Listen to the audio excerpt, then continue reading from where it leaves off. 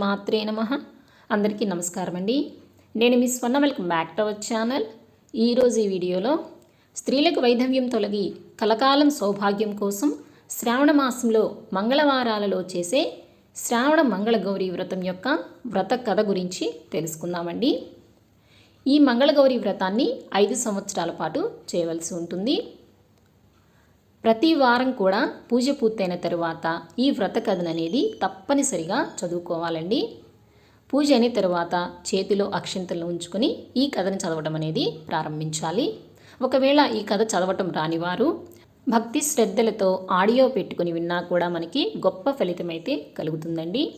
వీడియోలోకి వెళ్ళే ముందు ఒక చిన్న రిక్వెస్ట్ అండి. మన ఛానల్ని ఎవరైనా మొదటిసారిగా చూస్తున్నట్లయితే తప్పకుండా సబ్స్క్రైబ్ చేసుకోండి. పక్కనే ఉన్న బెల్ ఐకాన్ కూడా క్లిక్ చేసుకోండి. ఇంకా ఆలస్యం చేయకుండా వీడియోలోకి అయితే వెళ్ళిపోదాము. శ్రావణ మంగళ గౌరి వ్రతకథ ప్రారంభం. పూర్వము ధర్మపాలుడైన ఒక వైశ్యుడు కలడు. మిక్కిలి ధనవంతుడు. భక్తివంతుడైన అతనికి పెళ్లి అయినా సంతానం కలుగలేదు. తన భార్యతో కలిసి దాన ధర్మములు చేయసాగెను. ఇలా ఉండగా ఒకనాడు ఒక సాధువు వీరి ఇంటికి భిక్షకు వచ్చెను. ధర్మపాలుని భార్య వేగమే వెళ్ళి బంగారు పళ్ళెంలో భిక్ష తీసుకురాగా సాధువు ఆ భిక్షను స్వీకరింపక వెడలిపోసాగెను.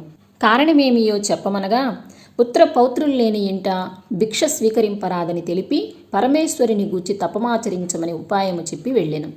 పిదప ఆ దంపతులు చేసిన తపమునకు ప్రసన్నుడైన పరమేశ్వరుడు అల్పాయుష్కుడగు పుత్రుడు కలుగగలడని వరమిచ్చి ఊరు వెలుపలయున్న ఆలయము వద్ద గల మామిడి చెట్టు యొక్క ఒకే ఒక్క ఫలము నీ భార్య కొసకమని ఆనతి ఇచ్చెను.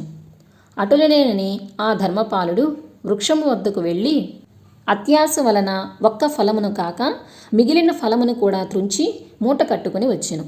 మూట విప్పి చూడ ఒక్క ఫలమే కనిపించగా అదియే ప్రాప్తమనుకొని అతని భార్య భుజించి అనతి కాలమందు ఒక పుత్రునకు జన్మనిచ్చెను.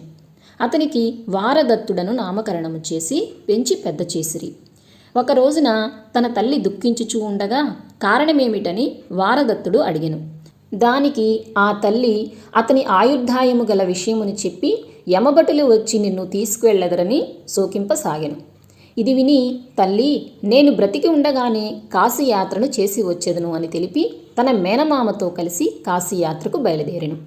మార్గమధ్యమున వారు ప్రతిష్టానగరమును చేరుకుని ఒక పూదోటలో బస చేసిరి.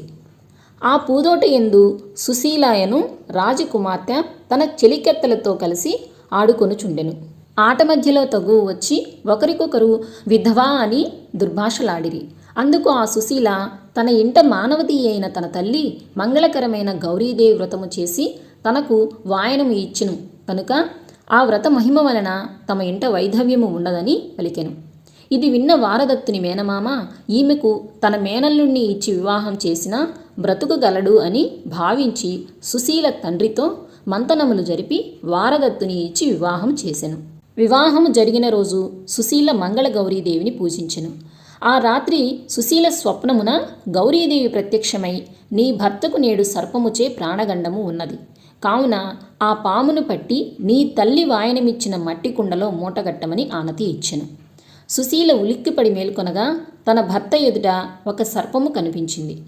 సుశీల ధైర్యము వీడక నిద్రించుచున్న తన భర్త తొడ మీద ఎక్కి అటక మీదనున్న కుండను దింపి సర్పమును ఆ కుండలో బంధించి వస్త్రముతో మూటగట్టి నిద్రించెను.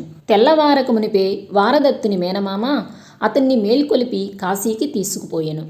సుశీల లేచి తన భర్త కనపడటలేదని విషయమును తన తల్లిదండ్రులకు చెప్పాను. సర్పమును ఉంచిన కుండను తన తల్లి తెరిచి చూడగా అందులో ఒక ముత్యాల హారము కనిపించెను. అటు పిమ్మట సుశీల తన తల్లిదండ్రులు తనకు మారు వివాహము జరుపు యత్నమును తిరస్కరించి తన భర్త కోసము వేచి చూసేదనని పలికి మంగళగౌరి పూజ చేయొచ్చు, బాటసారులకు అన్నదానం చేయొచ్చు, తాంబూలాది బహుమతులు ఇవ్వసాగెను. మరుసటి సంవత్సరమున కాశీ దర్శనం ముగించుకొని తన మేనమామతో కలిసి వారదత్తుడు తిరిగి వచ్చుచు సుశీల ఉండు నగరమున బస చేసెను. ఆ రాత్రి అతడి స్వప్నమందు మంగళగౌరీదేవి యమభటులతో యుద్ధము చేసి ఓడించినట్టు కాంచెను. ఈ స్వప్నమును తన మేనమామకు తెలుపగా మంగళగౌరి మహిమచే అపమృత్యు దోషము పోయినదని గ్రహించిత్రి. మరుసటి దినము అక్కడి సత్రమునందు జరుగు అన్నదానములో వారదత్తుని చూచి సుశీల గుర్తుపట్టి తన భర్త ఇతనేనని తన తల్లిదండ్రులకు తెలిపి తన వద్దనున్న వారదత్తుడి విడిచిన అంగుళీయకమును చూపెను. వారు వారదత్తుని గుర్తుపట్టి మర్యాదలు చేసి సారితో సుశీలకు అప్పగింతలు తెలిపి వారదత్తునితో పంపెను. పుట్టింట శ్రావణ మంగళవారపు వ్రతమాచరించి అత్తవారింట అడుగుపెట్టిన సుశీలకు తన అత్తమామలు అంధులగుటగాంచి తనతో తెచ్చిన కాటుకను వారి కళ్ళకు పెట్టగా వారికి దృష్టి వచ్చెను. మంగళగౌరీదేవి మహిమ వలన ఇదంతా జరిగినది అని గ్రహించి సుశీల వారదత్తులు ఇరువురు యావజ్జీవ పర్యంతం శ్రావణ మంగళ గౌరీ వ్రతమాచరించుచు సుఖముగా ఉండిరి. సుశీల వంటి పతివ్రత వలన వారదత్తుని ప్రాణాలు నిలిచినని గ్రహించిన వారి బంధుమిత్రులు మంగళగౌరీ వ్రతం చేయుచు ఆనందముగా ఉండిరి.